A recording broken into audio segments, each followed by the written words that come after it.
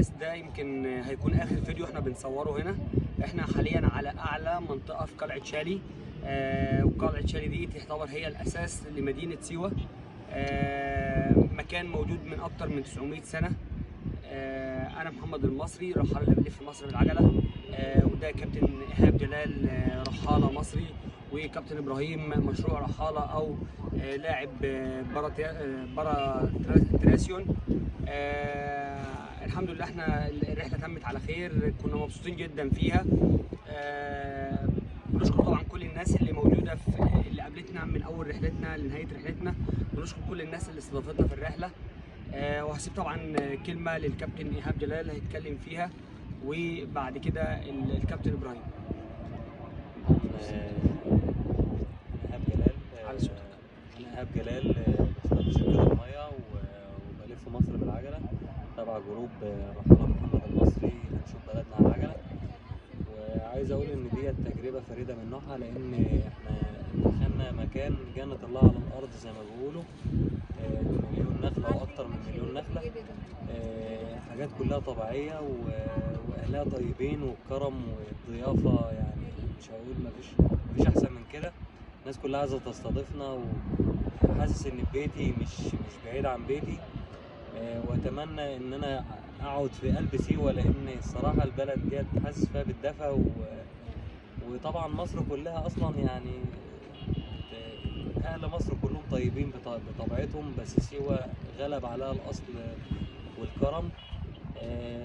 واسيب الكابتن محمد يتكلم. طبعا احنا نتوجه لكلمه الكابتن ابراهيم حافظ، هيقول كلمه كده في دقيقه او نص دقيقتين، علشان احنا دي نهايه الرحله لما بنكون، فهو يتفضل. انا اسمي ابراهيم من اسكندريه، سنه رابعه كليه اداب جامعه اسكندريه. انا من ذوي الاحتياجات الخاصه بالموقوفين. موضوع السفر بدأ معايا طبعا. انا عرفت كابتن محمد المصري من 3 أو 4 سنين، كنت بتابع حالاته على الفيسبوك. بعد كده نزل بوست اللي هو عايز يسافر مع حد بالعجله. طبعا انا كضعيف بصر يعني طبعا جبت العجله اسمها العجله الدريفت. قلت له يا كابتن انا عايز اسافر بالعجله دي لانها متخصصه للموقوفين. طبعا قال لي يلا بينا على سيوه. الحمد لله طبعا الرحله دي استفدت منها حاجات كتير، طبعا من اهمها احتكاك بالثقافات، الصبر على الطريق، متعه الطريق. الحمد لله الرحله اخذت 6 ايام سفر و4 ايام اقامه في سيوه. طبعا سيوه انا ما كنتش متخيل ان هقدر اجيها اصلا بالعجله، كان حلمي ان انا اجيها بالاتوبيس، بس طبعا ربنا اراد ان انا اجي بالعجله، وطبعا انا بشكر ربنا بالنعمه دي طبعا.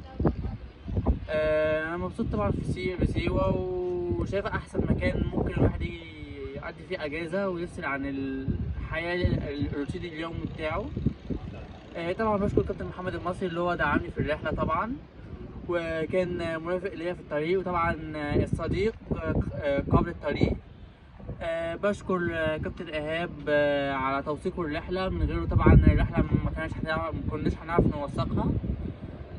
وبخاطب طبعا كل الناس اللي انتقدتني طبعا لما عملت الرحله، طبعا اللي انا عملتها بارادتي بعزيمه،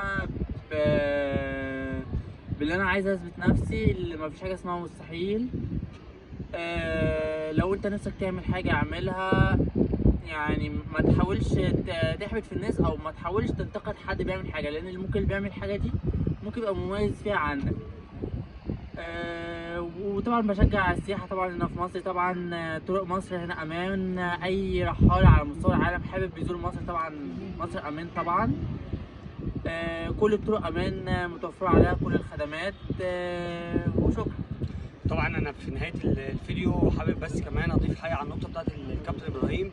الناس اللي انتقدته وقعدت تقلل منه، انت ما تعرفش ان انت ممكن تقتل واحد بانتقادك ده، وان انت ممكن تموته وتسبب له ان هو يخش في حاله اكتئاب وحاله انتحار.